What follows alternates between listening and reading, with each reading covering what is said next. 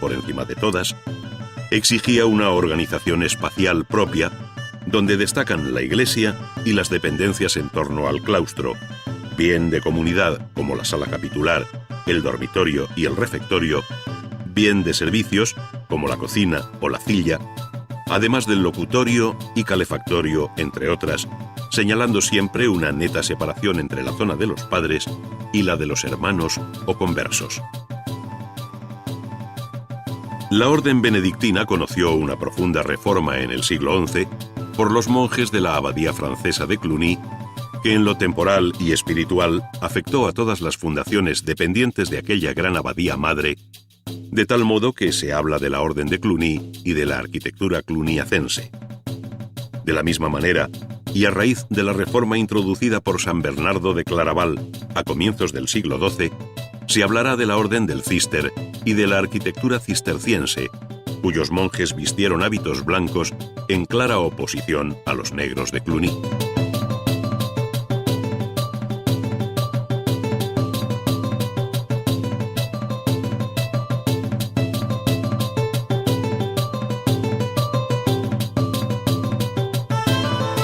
Los monasterios, de una y otra orden, buscaron siempre lugares alejados de las ciudades, en un terreno fértil y con abundante agua para el cultivo de sus tierras,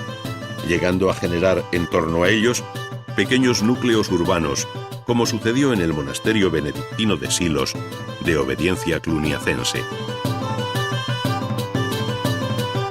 Santo Domingo fue abad del monasterio desde 1040 hasta su fallecimiento, haciendo de este caído cenobio un modelo ejemplar de lo que significa el monasterio benedictino, donde la iglesia, claustro y biblioteca constituirán uno de los apoyos más sólidos de la cultura medieval en Castilla,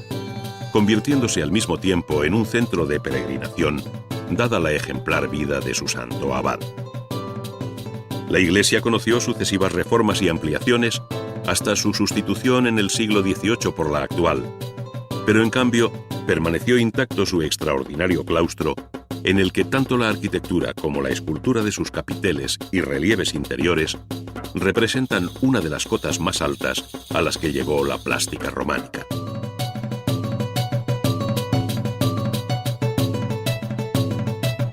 Los capiteles del claustro muestran una amplia representación vegetal, animal y de inspiración fantástica,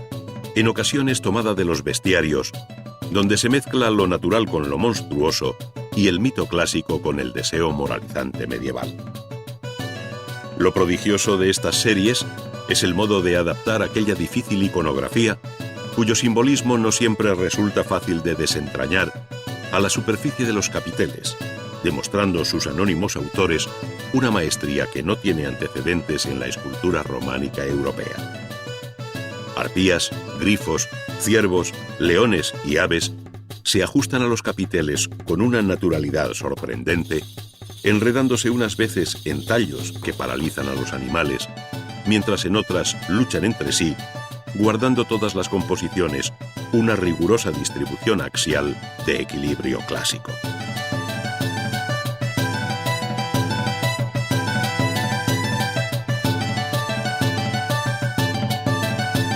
Por este camino,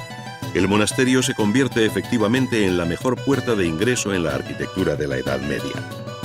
Pero al mismo tiempo hay que contemplar otros factores que contribuyeron a dibujar aquel nuevo paisaje arquitectónico, como fueron las peregrinaciones.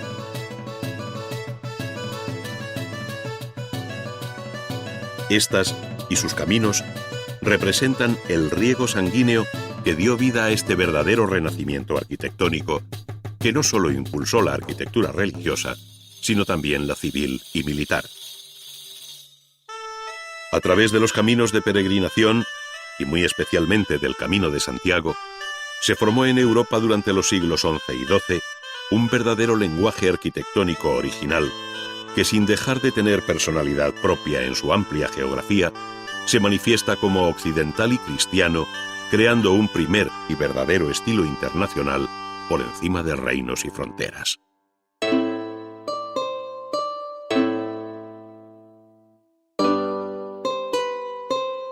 Se perfila incluso un modelo de iglesia llamada de peregrinación por el modo de organizar el espacio en su interior, con una girola o nave que rodea el presbiterio, uniendo las naves laterales del templo para las procesiones y facilitar el acercamiento de los peregrinos a las santas reliquias y entierros, a la vez que se abre una galería o triforio a la nave central por encima de las propias naves laterales.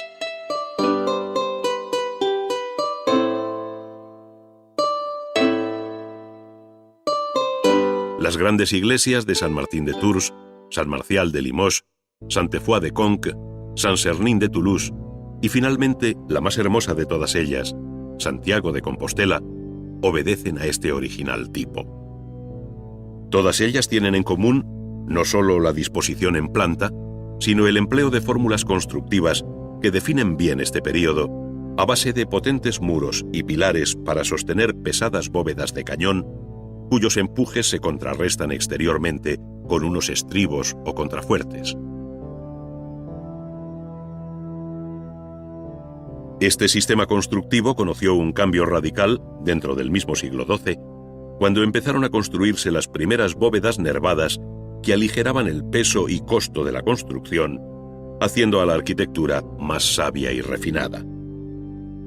Se podía construir con más seguridad, se podía alcanzar mayor altura, sus interiores eran más luminosos, es decir, toda una serie de ventajas tales que hizo posible que Francia, entre los siglos XII y XIII, levantara las catedrales de Laon, París, Chartres, Reims y Amiens, entre otras.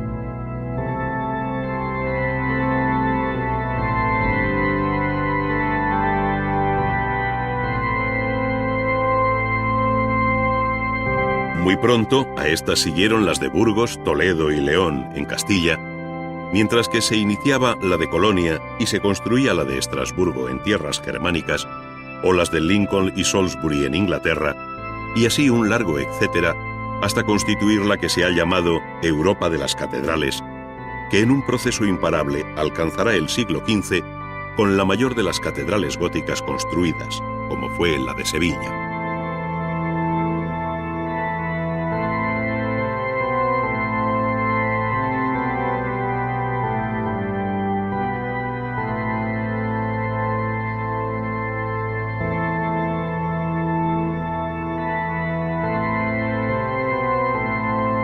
Pocas catedrales, como la de Notre-Dame de París, en la isla de la Cité,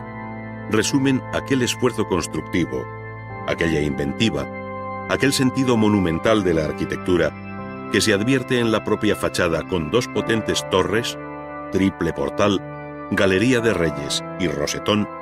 que constituyen los elementos formales más característicos de la fachada de la catedral gótica.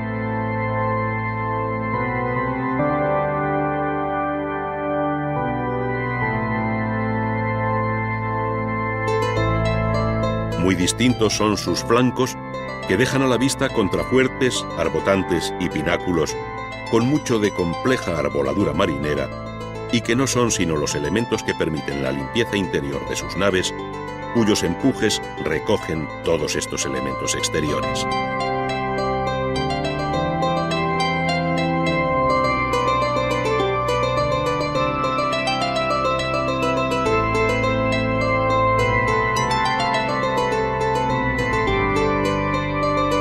La catedral fue el banco de pruebas de la construcción gótica, de tal manera que en un proceso de perfección todos sus elementos se fueron mejorando y simplificando, de modo que a las bóvedas sexpartitas sucedieron las cuatripartitas.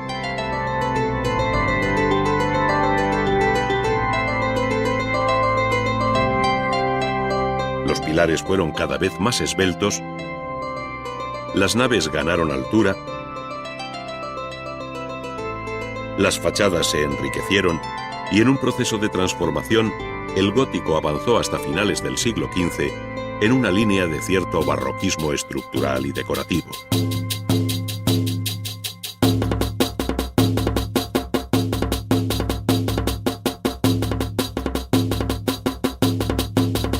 Pero no solo fueron la catedral gótica o el monasterio los que se beneficiaron de estas técnicas constructivas, sino también la arquitectura civil, y muy especialmente los edificios más representativos de las pujantes ciudades flamencas a finales de la Edad Media,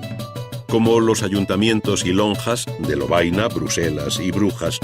o los ayuntamientos de ciudades del sur, como el de Siena.